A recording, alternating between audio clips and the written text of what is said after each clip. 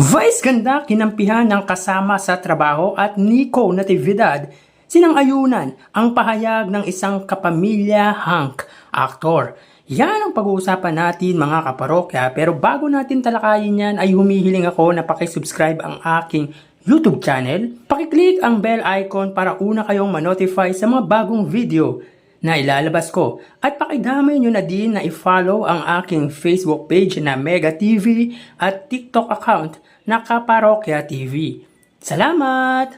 So mga kaparokya, ngayon po ay araw ng Miyerkules, araw po ng Kasarinlan or Independence Day, June 12. At pag-uusapan po natin ang pahayag or post ng comedian, singer-songwriter na si Ogie Alcacid sa kanyang social media account na X.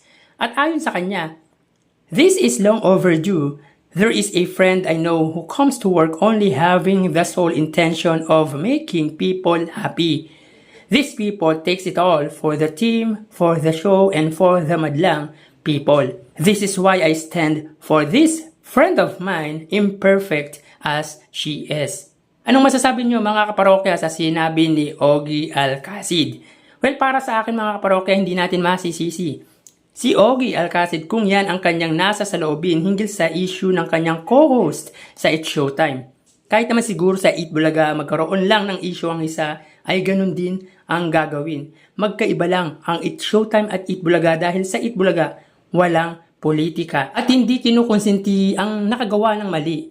Even si Joey De Leon, minsan sinuspindi niya ang kanyang sarili dahil may mali siyang nagawa. Isa din dyan yung issue ni Jose Manalo sa kanyang asawa, yung issue ni Wally Bayola at Paulo Ballesteros. Tama po mga kaparokya, ang jowa po ay nasuspindi na pero sa magkakaibang panahon at magkakaibang kadahilanan. So dito sa sinabi ni Ogie Alcacid ay hindi din natin siya masisisi dahil iyon ang nasa puso niyang sabihin at alam naman din natin na matagal na din silang magkakilala at magkasama sa It's Showtime. Kasi may nagsasabing pinagtatanggol daw baka kasi mawalan ng trabaho. Well, alam naman natin na si Vice Ganda ay hindi lang host sa It's Showtime.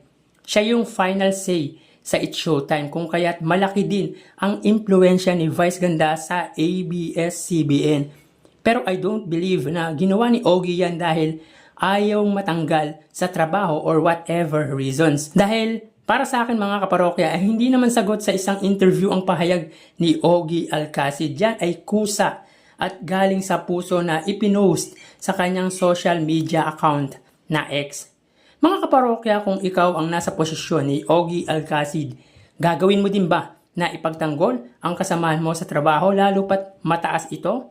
Please comment down below mga kaparokya. Samantala, pinagtanggol ng kapamilya hunk actor na si Albi Casino ang dating post ni Nico Natividad patungkol nga kay Vice Ganda sa pamamagitan ng pag-repost ni Albi sa Facebook status ni Nico Natividad sa kanyang IG story. Ayon sa kanya, "Saludo ako sa iyo brother at Nico Natividad. Wala naman mali sa sinabi ni Nico. Lahat naman tayo ay may sariling opinion and we all have the right to voice that. Ang mahirap is, gusto nyo mawala ng trabaho ang taong nagsusupport ng pamilya dahil lang sa opinion niya."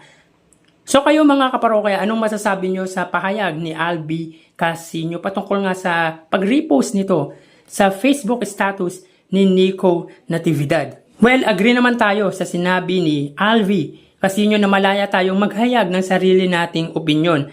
At kung may nakikitang mali si Nico sa nagawa ni Vice Ganda ay karapatan niyang i-voice out yon. At dahil sa pahayag niyang yun ay gusto niyong mawala ng trabaho ang isang tao nagtataguyod sa kanyang pamilya.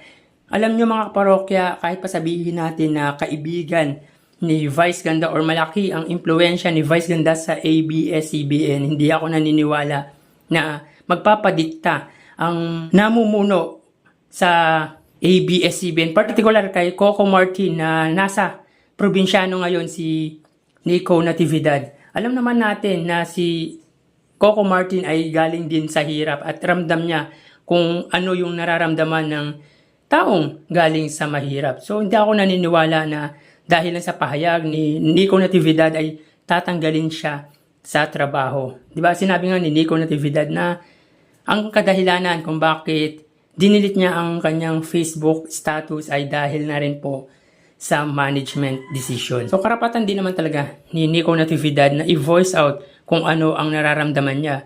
Hindi porket artista siya or celebrity siya ay wala na siyang karapatan na ihayag kung ano ang nasa sa loobin niya. Lahat tayo ay may karapatan ipahayag ang ating opinion. Mapa-artista man yan or hindi. Again mga kaparokya, hanggat natin dito na magkaayos ang dalawang panig dahil alam naman natin in the end ay magkakasama pa rin sila sa iisang industriya.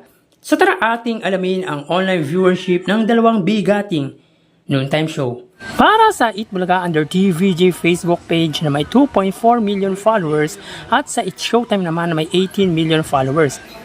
So as of 12:56, may kita po natin dito na ang It's Showtime po ay may kasalukuyang segment na especially for you. Samantalang ang Eat Bulaga naman po, sila ay may kasalukuyang segment na rewind. Dito may kita din po natin na ang It's Showtime po ay may 17.1 thousand viewers at ang Eat Bulaga naman po ay may 5.8 thousand live viewers. Meaning, ang It's Showtime po ang siyang angat pagdating sa kanilang Facebook Live against Eat Bulaga ng 11.5 thousand viewers. So mapunta naman po tayo sa TV Network YouTube channel at unahin po natin ang TV5 na may kasalukuyang subscribers na 1.83 million at ang It's Showtime naman po under po yan sa GMA Network YouTube channel na may kasalukuyang 35.4 million subscribers. So as of 12:57, ang TV5 po ay may 40,000 viewers at ang GMA Network naman po ay may 15,000 live viewers. So ulitin po natin mga kaparokya, as of 12:55 ang Eat Bulaga sila po ay may 39,000 under TV5 Philippines at ang Eat Showtime under GMA Network ay may 16,000 viewers. So dito, pagdating sa kanilang TV Network YouTube channel ay angat po ang TV5 sa katapat na TV Network YouTube channel na GMA ng 23,000 viewers. So mapunta naman po tayo sa main YouTube channel ng dalawang noontime show at para po sa It's Showtime, under po yan sa ABS-CBN It's Showtime na may kasalukuyang subscribers na 2.25 million. Samantalang ang Eat Bulaga naman po under Eat Bulaga TVJ YouTube channel na may kasalukuyang subscribers na 1.01 million subscribers. So as of 12:55 ang Eat Bulaga po, sila po ay may 52,000 or 49,000 live viewers. Ang It's Showtime naman po, sila po ay may 99 or 101,000 live viewers. So ulitin po natin mga kaparokya, as of 12:56 ang Eat Bulaga po, sila ay may 49,000 live viewers. At ang It's Showtime naman po ay may 101,000 live viewers. So pagdating dito sa kanilang main YouTube channel, ang It's Showtime po ang angat pagdating sa online viewership against Eat Bulaga ng 52,000 viewers. So bali ang total na nakuha ng dalawang noontime show ay, para po sa Eat Bulaga, sila po ay nakakuha ng total live viewership na 94,000 viewers at ang It's Showtime naman po ay may 134,000 live viewers. So ibig sabihin dito sa unang yugto po ay angat po ang It's Showtime sa Eat Bulaga ng 40,000 live viewers. So ulitin ko po mga kaparokya, ang Eat Bulaga po ay nakakuha ng total live viewership na 94,000 viewers at ang It's Showtime naman po ay 134,000 live viewers. So yan po ang lumalabas sa kanilang online viewership as of 12:58 at mamaya magbabalik po tayo sa ikalawang yugto ng ating online views update ng dalawang noontime show dito sa bansa. Magpapaalam na po muna pansamantala. Thank you and God bless.